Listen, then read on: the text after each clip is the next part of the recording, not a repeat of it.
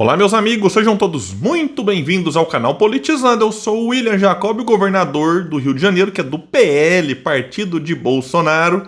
Pode se dar muito mal, tá sendo divulgado aqui que ele pode ser cassado, ele e o vice. Aí nós teríamos novas eleições no estado para ver quem vai governar até o ano de 2026. Então, uma situação bastante delicada num estado que tem tido assim, muitos traumas em relação aos governadores.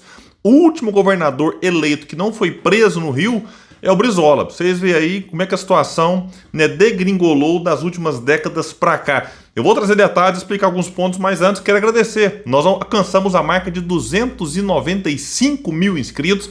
Muito obrigado a todos vocês. Quem chegou viu que não está inscrito, se puder se inscreva, ativa o sininho das notificações. Se gostar do vídeo, manda o joinha para cima, vai que não gosta, faz parte, joinha para baixo, comenta, compartilha e espalha. Vamos trazer mais pessoas para cá, porque aqui nós lutamos por um Brasil melhor. Pessoal, Rio de Janeiro vem passando por uma situação muito complicada, já tem muito tempo, assim, aí o povo vai ficando descrente na política. Você observa, os governadores vão parar na cadeia, né? Aí de repente você vê lá o Witzel se elege em 2018 com o Bolsonaro, quebrando placa da Marielle, aquela coisa lamentável, vergonhosa, aí passa um pouco o Witzel caçado, preso, aí o seu vice assume, que era o Cláudio Castro, ficou ali pouco tempo e em 2022 foi reeleito no primeiro turno, derrotando o Freixo, que eu avisei aqui muitas vezes. O Freixo é o candidato dos sonhos da direita, porque o Freixo tem uma rejeição alta e essa rejeição impede com que o Freixo tenha 50% mais um dos votos. Aí muita gente vinha aqui e falava, não, você tá implicado com o Freixo vai vencer. Eu falei, olha, não quero tirar as esperanças de ninguém não, mas o Freixo vai perder para quem for pro segundo turno contra ele. Só que nem teve segundo turno. Cláudio Castro, vice do Witzel, nome desconhecido, que até nas pesquisas o povo não conhecia o Cláudio Castro. Quando via lá o Freixo um lado, quem que tem mais chance de derrotar o Freixo? Se era o Cláudio Castro, o povo foi no Cláudio Castro, reeleito no primeiro turno. É um negócio surreal. Tudo bem que Cláudio Castro pegou dinheiro de privatização lá, distribuiu para muitas prefeituras, o que muitos dizem que foi uma espécie de uma compra de apoio, mas mesmo assim o Freixo perdeu feio lá. Então é uma figura que você pode ter simpatia, admiração, etc. Mas não adianta. Como é que a maioria do povo enxerga? Então a rejeição em eleição majoritária pode complicar a vida de alguém que é muito querido por uma parcela da sociedade. Que é o caso, por exemplo, que tende a acontecer com o Boulos agora em 2024, como aconteceu com o Boulos em 2020. É admirado por uma parte da sociedade e rejeitado por uma parte maior. E aí você pode até ir para o segundo turno, mas quando chega lá, a rejeição fala mais alto e mesmo pessoas que não gostam de um nome votam nesse nome porque não gostam mais do outro. Então, o Rio de Janeiro podia ter o Freixo como governador? Podia, mas elegeu o Cláudio Castro em 2022 e pode ser que tenha novas eleições e que eu não sei nem se o Freixo disputa, porque saiu meio que queimado, né? Aí foi trabalhar na Embratur, né? Mas agora aqui o que pode acontecer? O atual governador ser cassado. É o que vai explicar uma matéria que o desembargador eleitoral Rafael Estrela Nóbrega, do TRE do Rio de Janeiro, deu uma decisão no processo em que o governador Cláudio Castro e o vice Thiago Pampolha são acusados de terem praticado gastos ilícitos na campanha eleitoral de 2022, totalizando mais de R$1 milhão. Na denúncia, a Procuradoria pede a cassação do diploma do governador e de seu vice e que ambos sejam declarados inelegíveis pelo prazo de 8 anos. Entre as irregularidades apontadas está a contratação de empresas fornecedoras de bens e serviços com número reduzido de empregados, o que, segundo a representação, caracterizaria a prática de suposto indício de falta de capacidade operacional. A Procuradoria pede a quebra do sigilo bancário de 6 empresas identificadas ao longo da investigação. Vamos explicar aqui, sem entrar em detalhes em relação a essa acusação. O que acontece no Brasil, e aí eu até não sei se ele vai ser cassado, porque isso aqui me parece uma prática muito comum, em que muitos políticos fazem, e aí como muitos têm o rabo preso, opa, aí o pessoal fica com medo. Ixi, se caçar o Cláudio Castro, aí pode ser que a coisa complique aqui para outros políticos, então pode ter um abafa para evitar que isso aqui se alastre, né? William, mas como assim? Como é que políticos vão abafar isso aqui se é uma questão que está sendo julgada no TRE e daqui a pouco no TSE? Olha, meus amigos, não sejamos ingênuos. O mundo político está aí com seus tentáculos em questão de justiça eleitoral, em STF, muitas decisões. A gente tá careca de saber, eu tô ficando cada vez mais, inclusive, se alguém que me assiste aqui mexe com os negócios de implante aí, eu, né, aceito aí o patrocínio dessa... Então a gente tá ficando careca de saber que muitas decisões, seja no âmbito da justiça eleitoral, ou do STF, ou dos TREs, dos, né, Tribunal Regional aí, né, da primeira instância, segunda, muitas decisões são tomadas com interferências no mundo político. Meu Deus do céu. Então, a gente vê lá, por exemplo, o Sérgio Moro.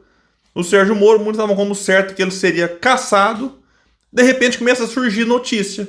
Ah, o Sérgio Moro se encontrou com o ministro do STF, Gilmar Mendes. O Gilmar Mendes deu uma lapada nele, mas o Sérgio Moro pediu pro Gilmar Mendes, não sei o quê. Depois ali foi uma visita de cortesia, aí de repente o Gilmar Mendes se encontra com o governador, que é amigo do Moro, aí o outro amigo do Moro encontra com mais não sei quem, e começou a sair notícia. E aí aquilo que muitos estavam como certo, que ele seria caçado, de repente o noticiário mudou. E começou a ser o quê? Olha, o Sérgio Moro está articulando nos bastidores e agora muitos dão como certo que ele será absolvido. E foi absolvido. Então é inacreditável. Por isso essa questão do Bolsonaro de agora está inelegível. Muitos bolsonaristas têm a esperança de que na frente o entendimento mude. Alguém fala, peraí, mas já foi condenado? Pois é, mas é que dependendo do humor das pessoas, pode ser que a coisa seja revista, seja modificada. Então é surreal. E essa questão aqui do Cláudio Castro, que, na minha opinião, deve ser muito praticada por muitos outros políticos, daqui a pouco pode ser que tenha uma abafa. Né? Vamos estancar a sangria, nas palavras do Romero Jucá lá, né? Quando o Temer assume negócio de Lava Jato e tal. Esse é o ponto. E aí, o que me parece que aconteceu? Contrata uma empresa de fachada. Eles falam lá, não, a empresa tem que prestar serviço aqui de 1 milhão, um exemplo. Aí você vai ver, mas essa empresa tem 2 funcionários. Como é que com a empresa com 2 funcionários consegue prestar serviço, né, numa campanha de 45 dias que totaliza 1 milhão de receita? Então você olha, há uma incompatibilidade. Fala, peraí, mas para essa empresa conseguir prestar um serviço de 1 milhão, ela tinha que ter uma estrutura que gera despesa. E aí, às vezes, a empresa não tem estrutura, por quê? Porque a empresa é de fachada.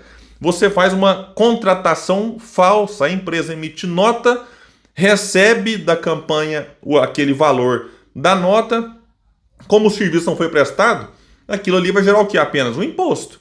Aí vai lá, paga o imposto, vamos supor que 1 milhão.